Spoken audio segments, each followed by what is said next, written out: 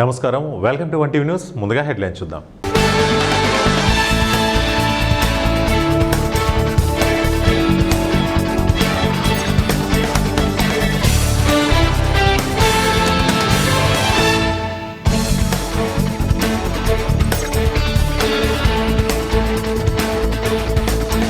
కర్నూలు జిల్లా మంత్రాలయం మండలం సుగురు గ్రామంలో ఏర్పాటు చేసిన అంగన్వాడీ భవనం పక్కనే నీటి కుంట ఉండడంతో విద్యార్థుల తల్లిదండ్రులు భయాందోళనకు గురవుతున్నారు. అధికారులు పసిపిల్లల ప్రాణాలతో చెలగాటమాడుతున్నారని వారు ఆగ్రహం వ్యక్తం చేస్తున్నారు. అనేక సంవత్సరాలుగా అంగన్వాడీ కేంద్రం పక్కనే నీటి కుంట ఉన్నా దాన్ని పూడ్చివేసే కార్యక్రమాన్ని అధికారులు చేపట్టడం లేదు. కొద్దిపాటి వర్షానికి వర్షపు నీటితో ఉంటూ వెళ్లిపోతోంది. దీంతో తమ పిల్లలను అంగన్వాడీ భవనానికి పంపించాలంటే భయంగా ఉందని, ఎప్పుడు ఏ ప్రమాదం సంభవిస్తుందోనని ఆందోళన వ్యక్తం చేస్తున్నారు. ఎప్పటికైనా అధికారులు చర్యలు తీసుకుని నీటి కుంటలను పూడ్చివేయాల్సిందిగా విద్యార్థుల తల్లిదండ్రులు కోరుతున్నారు. నాకు తెలవనందుకు నేను మిమ్మల్ని ఇది చేసినా కానీ నేను మేడం పెడదామని ఇది చేసిన శాంక్షన్ అయిందని అన్నారు. అది వాళ్ళు ఉండేమంటారంటే ఈ లెవెల్కి వేస్తామన్నారు అన్నమాట. మేమేమన్నామంటే ఈ లెవెల్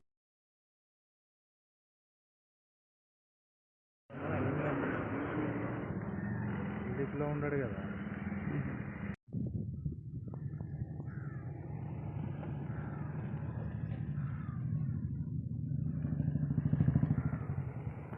ఏలూరు జిల్లా వ్యాప్తంగా అన్ని నియోజకవర్గాల్లో ఈ నెల 12వ తేదీన వైఎస్ఆర్సీపీ ఆధ్వర్యంలో మెడికల్ కాలేజీలను ప్రైవేటీకరణ చేసే నిర్ణయానికి వ్యతిరేకంగా చేపడుతున్న నిరసన కార్యక్రమాన్ని విజయవంతం చేయాలని ఏలూరు జిల్లా వైఎస్ఆర్సీపీ అధ్యక్షులు దూలం నాగేశ్వరరావు పిలుపునిచ్చారు. ఏలూరు నగరంలోని జిల్లా వైఎస్ఆర్సీపీ కార్యాలయంలో విలేకరుల సమావేశం జరిగింది. ఈ సందర్భంగా దూలం నాగేశ్వరరావు మాట్లాడుతూ, జగన్ ప్రభుత్వ హయాంలో 17 కాలేజీలు ఏర్పాటు చేశారని, అందులో 5 మెడికల్ కాలేజీలు పూర్తయ్యాయని, మరో 2 కాలేజీల నిర్మాణం పూర్తవుతుండగా ప్రభుత్వం మారిందని తెలిపారు. అయితే కూటమి ప్రభుత్వం మెడికల్ కాలేజీలను నిర్వీర్యం చేసే విధంగా పీపీపీ విధానాన్ని ప్రవేశపెట్టడం దారుణమన్నారు. పీపీపీ విధానం వల్ల నిరుపేద విద్యార్థులకు అన్యాయం జరుగుతుందని విమర్శించారు. దీనికి నిరసనగా నియోజకవర్గంలోని మండల రెవెన్యూ కార్యాలయాల వద్ద నిరసన వ్యక్తం చేసి అధికారులకు వినతిపత్రాన్ని సమర్పిస్తామని తెలిపారు.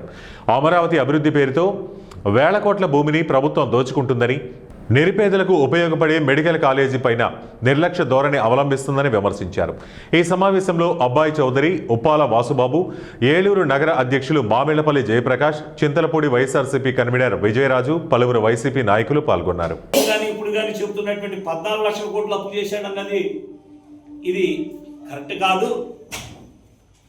కేవలం ఈ రాష్ట్రం విడిపోయినట్టు రోజు అప్పులతో కలిపి, చంద్రబాబు నాయుడు గారు చేసిన అప్పులతో కలిపి, జగన్మోహన్ రెడ్డి గారు చేసిన అప్పులతో కలిపి 6 లక్షల కోట్లు చిల్లరని చెప్పుకుని రావడం జరిగింది. కానీ అప్పుడైనా వీళ్ళకి ఏమన్నా అరే ఓట్ల కోసం తప్పుడు మాటలని మాట్లాడాము, అబద్ధాలు చెప్పాము, ఇప్పుడైనా సిగ్గుపడి ఏమన్నా నిజాన్ని ఒప్పుకుంటారంటే ఒకరి తర్వాత ఒకరు జగన్మోహన్ రెడ్డి గారి మీద అవాకులు చవాకులు మాట్లాడటం.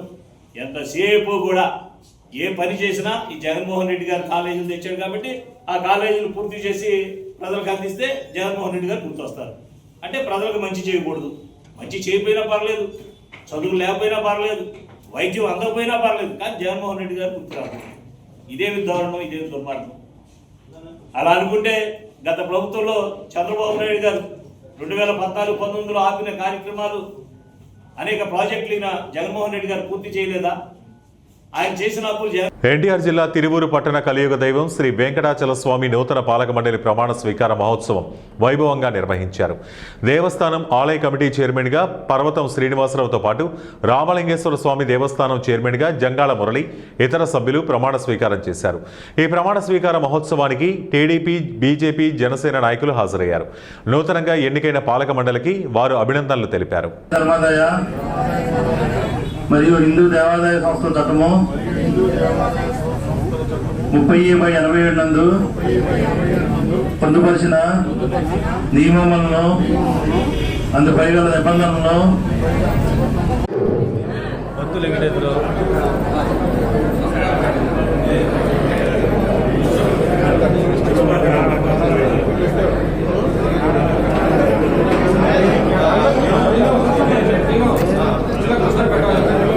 మనపూర్వకంగా ప్రమాణం చేస్తున్నాను. ఇప్పుడు ఆఫీసర్ కర్నూలు జిల్లా పత్తికొండ రైతులకు శివశక్తి గ్రూప్ ఫర్టిలైజర్స్ అందుబాటులోకి తెచ్చామని ఆ కంపెనీ మేనేజింగ్ డైరెక్టర్ హరీష్ తెలిపారు. శివశక్తి గ్రూప్ ఆఫ్ కంపెనీకి చెందిన పుష్కల్ స్టోర్స్ పత్తికొండలో ఏర్పాటు చేశారు. ఇది రాష్ట్రంలో 10వ స్టోర్ అని, దాదాపు సంస్థ 30 సంవత్సరాలుగా శివశక్తి గ్రూప్ 23 రాష్ట్రాల్లో రైతులకు అందుబాటులో ఉందని తెలిపారు. రైతులకు పెస్టిసైడ్ పాటు ఈ పుష్కల్ స్టోర్ నుండి సంవత్సరం తర్వాత వారికి రుణాలు, వ్యవసాయ పరికరాలు అందుబాటులోకి తెస్తామని తెలిపారు. ఇతర కంపెనీలకు చెందిన పురుగుల మందుల కంటే తమ కంపెనీ నాణ్యమైన తక్కువ ధరకే పురుగుల మందులు అందిస్తుందని ఆయన తెలిపారు. ఈ సందర్భంగా రైతు మాట్లాడుతూ తాను 12 సంవత్సరాలుగా శివశక్తి గ్రూప్ సభ్యులకు సంబంధించిన మందులు వాడుతున్నారని, మంచి దిగుబడిని సాధిస్తుందని తెలిపారు. రావడానికి కానీ అలాగే రైతుకి అంటే ఉండే కొద్దీ ఇప్పుడు ఇమీడియట్గా కాకపోయినా రేపు 1 సంవత్సరంలోనే మనం ఇక్కడే ఈ స్టోర్ నుంచే రైతుల రుణాలు, అలాగే ఇన్సూరెన్సులు, అలాగే వాళ్ళకి ఏ విధమైన హెల్ప్ కావాలన్నా వన్ స్టాప్ సొల్యూషన్గా ఈ పుష్కల్ స్టోర్స్ ఉంటుందని. ఎందుకంటే ఇది ఇండియాలోనే అంటే ఒక అగ్రికల్చరల్ మన పరికరాలు కానీ అలాగే అన్నీ ఒకే స్టోర్లోకి తీసుకురావాలని. అలాగే మీ అందరికీ తెలుసు 20 సంవత్సరాల నుంచి కూడా నవభారత్ ఫర్టిలైజర్స్ టీమ్ ఇక్కడ పనిచేస్తూ ఉన్నారు. మీలో కుటుంబ సభ్యుల్లాగా ఆల్రెడీ మీ అందరికీ తెలిసే ఉంటుంది. ఇప్పుడు పుష్కల్ స్టోర్స్ ద్వారా వాళ్ళందరూ మీకు అందుబాటులో ఉంటూ ఇలాగే సేవలు కొనసాగిస్తారని, అలాగే మీరు చూపిస్తున్న అభిమానానికి కానీ అలాగే అంటే మన శివశక్తి గ్రూప్కి చూపిస్తున్న సపోర్ట్ కానీ అందరికీ మరొకసారి ధన్యవాదాలు తెలుపుకుంటూ ఈరోజు పత్తికొండ రావడం కూడా చాలా సంతోషంగా ఉంది.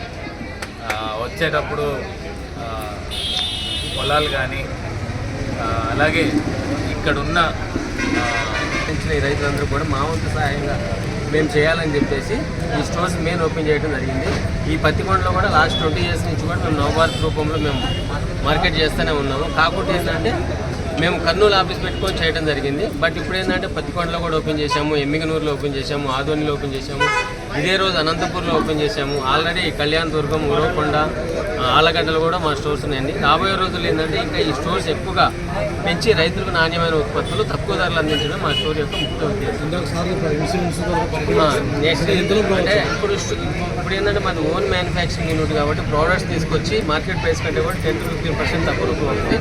రాబోయే రోజులు ఏంటంటే వ్యవసాయ పనిముట్లైన పరికరాలు కానీ, పవర్ స్పేర్ కానీ, డ్రోన్స్ కానీ అంటే one solution, one point solution. ఇక్కడికి వస్తే పుష్కల్ దగ్గరికి వస్తే అన్నీ కూడా అందుబాటులో ఉంటాయి. అది రాబోయే రోజుల్లో అంటే ఇప్పుడే కదా మనం ప్రారంభించింది 15వ స్టోర్ పత్తికొండది. రాబోయే 2-3 సంవత్సరాల్లో కూడా రైతుకి ఎటువంటిది అంటే ఫామ్ మెకనైజేషన్ కానించి విత్తనం కానించి కోత కోసే వరకు ప్రతి స్టేజ్లో కూడా ఏ ఉత్పత్తులు అవసరమో అవి ప్రజెంట్లీ మా దగ్గర ఉన్నాయి.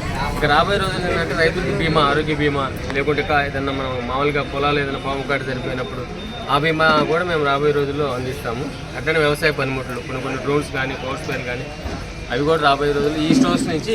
వివాదాస్పద భూమితో తనకు ఎలాంటి సంబంధం లేదు అని జగిత్యాల ఎమ్మెల్యే సంజయ్ వ్యాఖ్యానించారు. జగిత్యాల పట్టణ కేంద్రంలో ఎమ్మెల్యే సంజయ్ కుమార్ మీడియాతో మాట్లాడుతూ జగిత్యాల బస్టాండ్ చౌరస్తాలో ఉన్న పెట్రోల్ బంక్ అక్రమ కట్టడాలకు సహకరిస్తున్నారని, తనపై తప్పుడు ఆరోపణలు చేస్తున్నారని, తనపై బురద చల్లే ప్రయత్నం చేస్తూ నిరాధారమైన ఆరోపణలు కొందరు చేస్తున్నారన్నారు. తనకు ఆ భూమికి ఎలాంటి సంబంధం లేదని, ఆ వ్యక్తి నాకు స్నేహితుడే కానీ నేను ఆ వ్యక్తికి ఎలాంటి సహకారం చేయటం లేదన్నారు. తనపై ఆరోపణలు చేసిన వ్యక్తులే ఆ దుకాణాల నూతన ఇనాగరేషన్కు వచ్చి ఫోటోలు దిగారు. ఇది అందరికీ తెలుసు. జగిత్యాల అభివృద్ధి కోసం తాను పాటుపడుతున్నారని, అది చూసి తనపై తప్పుడు ప్రచారం చేస్తూ ఇలా బురద చల్లుతున్నారన్నారు. ఈ వివాద భూమిపై విచారణ చేపట్టాలని, కలెక్టర్కు స్పష్టత ఇవ్వాలని కోరుతానని, ప్రజలకు న్యాయం జరిగే విధంగా తాను ముందుకు వెళ్తున్నారని తెలిపారు. బాలశంకర్ వాడకట్ల కూడా నాకు మంచి మిత్రుడు ఉన్నాడు. లింగాల చింతకుంట బాయికాడ కూడా ఒక మంచి మిత్రుడు ఉన్నాడు. మంచినీళ్ళ బాయికాడ కూడా మిత్రులు ఉన్నారు. కాబట్టి అని కూడా నా క్లాస్మేటే. కానీ ఈ భూ వివాదంకు మాకే సంబంధం. నాకు మిత్రుడైనా నాకేం అలాంటి దాంట్లో వ్యక్తిగత సంబంధాలు లేవు. అట్లా పేరు చెప్తున్నా మంచాల కృష్ణ కాంప్లెక్స్కు ఇదే బోయశ్రావణి గారు పోయినారు, వాళ్ళ ఫేస్బుక్లోనే పెట్టుకున్నారు.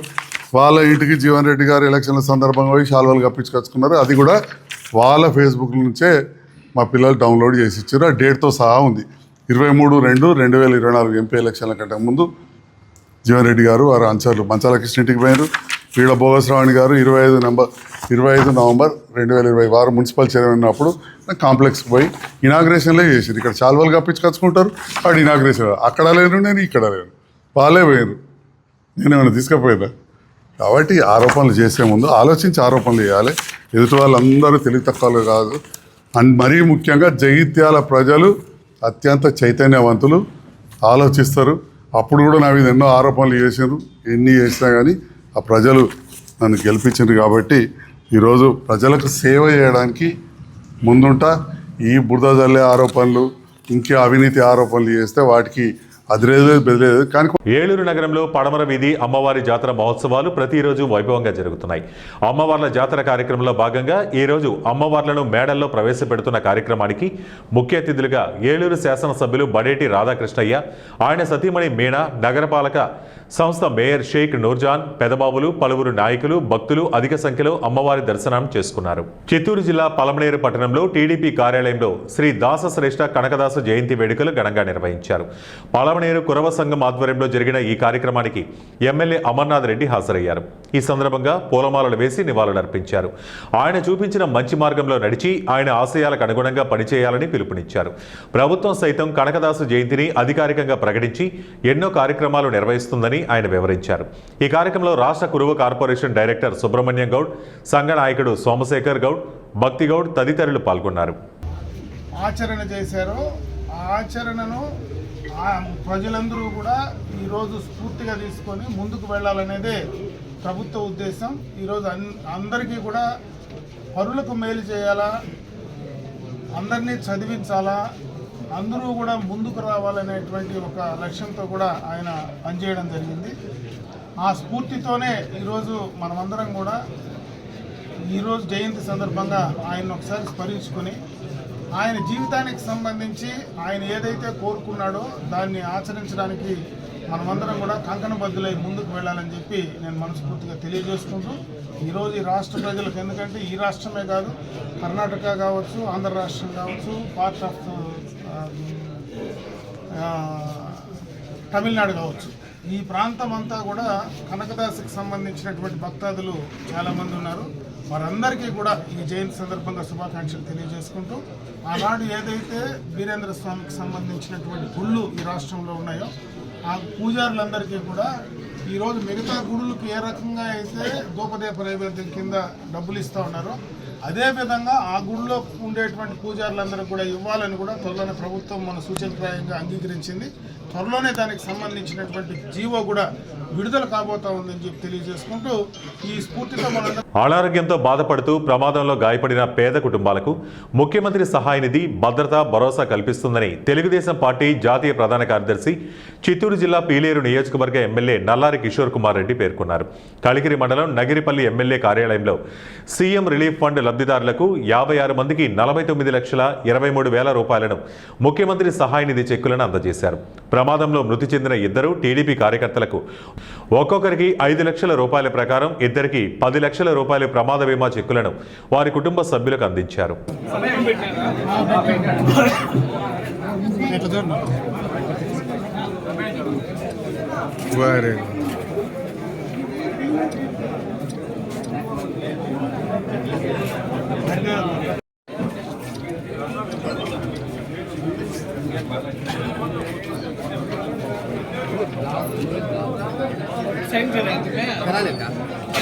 नसरीन क्या नहीं कौन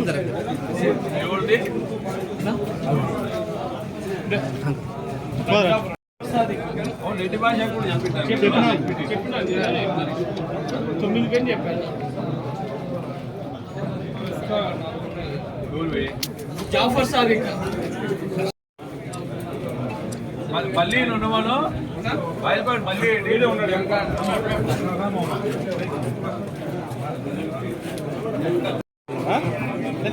అది 5 లక్షలు పార్టీ యాక్సిడెంట్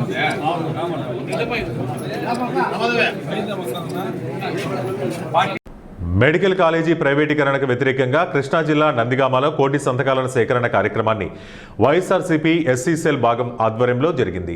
ఈ కార్యక్రమంలో పెద్ద సంఖ్యలో వైసీపీ శ్రేణులు ప్రజలు పాల్గొన్నారు. కార్యక్రమానికి మాజీ ఎమ్మెల్యే మొండితోక జగన్మోహన్ రావు హాజరయ్యారు.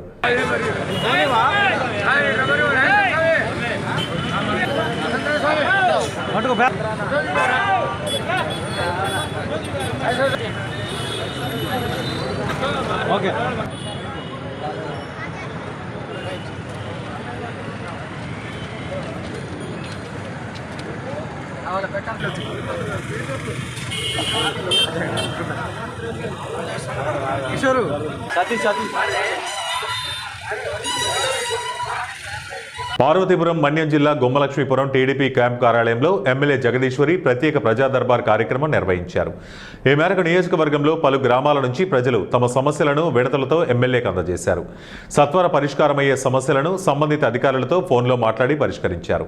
వెంటనే పరిష్కారం కాని సమస్యలను ఆయా శాఖాధికారులకు బదిలీ చేసి పరిష్కారం అయ్యేలా చర్యలు చేపట్టాలని ఆదేశించారు. ఆంధ్ర రాష్ట్ర అభివృద్ధి, ప్రజల సంక్షేమమే ధ్యేయంగా సీఎం చంద్రబాబు నాయకత్వంలో కూటమి ప్రభుత్వం పనిచేస్తుందన్నారు.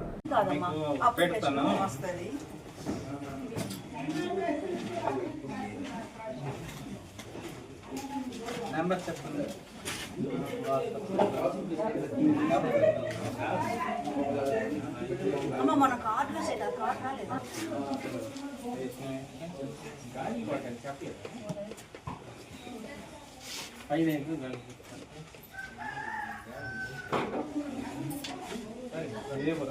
ఆంధ్రప్రదేశ్లో శనివారం ఉదయం ఘోర రోడ్డు ప్రమాదం జరిగింది. కాకినాడ జిల్లా కిర్లంపూడి మండలంలోని సోమవారం గ్రామం వద్ద జాతీయ రహదారిపై పెళ్లికారు బీభత్సం సృష్టించింది. బస్సు కోసం వేచి ఉన్న విద్యార్థులు, ప్రయాణికులపై ఒక్కసారిగా దూసుకెళ్లింది. ఈ ప్రమాదంలో అక్కడికక్కడే ముగ్గురు చనిపోయారు. శనివారం ఉదయం సోమవారం గ్రామం వద్ద బస్టాండులో బస్సు కోసం వేచి ఉన్న విద్యార్థులు, ప్రయాణికులపైకి ఒక కారు దూసుకెళ్లింది. అన్నవరంలో పెళ్లి ముగించుకుని జగ్గంపేట వైపు తిరిగి వెళ్తుండగా కారు ఫ్రంట్ టైర్ పేలిపోయింది. దీంతో కారు అదుపు తప్పి 2 మోటార్ సైకిళ్లను, ఒక రిక్షాను వేగంగా ఢీకొట్టింది. ఈ ప్రమాదంలో ముగ్గురు అక్కడికక్కడే మృతి చెందారు. 7గురికి తీవ్ర గాయాలయ్యాయి. గాయపడ్డ వారిలో ఎక్కువగా విద్యార్థులు ఉన్నారు. విషయం తెలుసుకున్న జగ్గంపేట ఎమ్మెల్యే జ్యోతుల నెహ్రూ సంఘటనా స్థలం వద్దకు చేరుకున్నారు. గాయాలైన వారికి మెరుగైన వైద్యం అందించాలని అధికారులను ఆదేశించారు. గాయపడిన వారిని పత్తిపాడు ప్రభుత్వ ఆసుపత్రికి తరలించారు. వారిలో 2 పరిస్థితి విషమంగా ఉండడంతో కాకినాడ జీజీహెచ్కి తరలించారు. కాగా ప్రమాదంపై కిర్లంపూడి పోలీసులు కేసు నమోదు చేసి దర్యాప్తు చేపట్టారు. ఈ ఘటనలో సోమవారం గ్రామానికి చెందిన మోర్తా అనంతరం, మోర్తా కొండయ్య, ఏలేశ్వరం గ్రామానికి చెందిన బొప్పాయికాయలు అమ్ముకునే వ్యక్తి కాకాడ రాజు మృతి చెందారు. విజయనగరం జిల్లా వైఎస్ఆర్సీపీ అధ్యక్షులు, జెడ్పీ చైర్మన్, భీమిలి నియోజకవర్గ సమన్వయకర్త మజ్జి శ్రీనివాసరావు కేంద్ర మంత్రి రామ్మోహన్ నాయుడును తీవ్ర స్థాయిలో విమర్శించారు. విజయనగరం జిల్లా పార్టీ కార్యాలయంలో ఆయన మీడియాతో మాట్లాడారు. కేంద్ర పౌర విమానయాన శాఖ మంత్రి రామ్మోహన్ నాయుడు ప్రతిసారి భోగాపురం ఎయిర్పోర్ట్ వద్దకు వెళ్లి 4 ఫోటోలు దిగి 91% పనులు పూర్తయ్యాయంటూ అసత్య ప్రచారాలు చేసుకుంటున్నారని విమర్శించారు. వైసీపీ ప్రభుత్వంలో ఎయిర్పోర్ట్ నిర్మాణానికి 2023 ఎకరాల భూసేకరణ చేశామన్నారు. 527 మంది నిర్వాసిత కుటుంబాలకు పరిహారాన్ని అందించామన్నారు. మా హయాంలోనే 23% పనులు కూడా పూర్తి చేశామన్నారు. కూటమి ప్రభుత్వం ఎయిర్పోర్టుకు సంబంధించి కొత్తగా ఏమైనా అనుమతులు గాని, నిర్మాణాన్ని గాని చేపట్టిందా అంటూ నిలదీశారు. ఈ కార్యక్రమంలో వైసీపీ రాష్ట్ర కార్యదర్శి లెక్కల నాయుడు, జిల్లా ప్రధాన కార్యదర్శి ఆనంద్, నరసింహమూర్తి, గార్ల రవి తదితరులు పాల్గొన్నారు. చేయండి, మీ బాధ్యత కాదని మేము అనం. మీ కొత్త కూడా చెప్పండి. సుమారు 16-17 నెలలు అయిపోయింది. కనీసం ఎక్కడైనా ఓ భూసేకరణకైనా మీరు ఏమైనా ఎక్కడైనా ఇగో ఈ ప్రాంతంలో రాబోతుంది, లేదా ఈ ప్రాంతంలో మేము వచ్చి ప్రయత్నాలు చేశాం, ఈ విజయనగరం, శ్రీకాకుళం జిల్లాలు వెనుకబడి ఉన్నాయి, ఈ ప్రాంతంలో మేము ఈ కార్యక్రమం చేస్తున్నామని చెప్పండి. కాబట్టి ఎవరు కేంద్ర మంత్రి గారికి మీ ద్వారా చెప్తా ఉన్నాను, దాని మీద దృష్టి పెట్టండి. ఈ ప్రాంత యువత కానీ, ఈ ప్రాంత యువత అవకాశాలు, మీకు అనేక అవకాశాలు వస్తాయి, దాని మీద దృష్టి పెట్టాలి. అంతేగాని వేరొకరు చేసిన పన్ను, వేరొకరు ప్రభుత్వంలో చేసిన పన్ను మీ పనిగా చెప్పుకునే కార్యక్రమాన్ని తగ్గించాలని, మీరు దానికి సంబంధించి ఇంకా బోల్డ్ పనులు ఉన్నాయి. మీరు రండి, విజయనగరం జిల్లా కలెక్టరేట్ రండి, జిల్లా కలెక్టర్ దగ్గర కూర్చోండి, సమస్యలని చెప్తారు మీకు. ఆ ఎయిర్పోర్ట్కి సంబంధించి ఎంతంత ప్రభుత్వం నుంచి రైతులకు రావాల్సిన బకాయిలు ఉన్నాయో చెప్తారు. లేదు ఆ ప్రభుత్వం నుంచి ఏమేమి ఏ రోడ్లు, యాక్సెస్ రోడ్లు ఉన్నాయో, ప్రభుత్వం చేయాల్సిన బాధ్యతలు ఉన్నాయో చెప్తారు. రండి, మీరు ఇక్కడ రివ్యూ చేయండి, వచ్చి ఇక్కడ జిల్లా అధికారులతో చేయండి. జిల్లా అధికారులు మీ దృష్టికి తీసుకొస్తారు.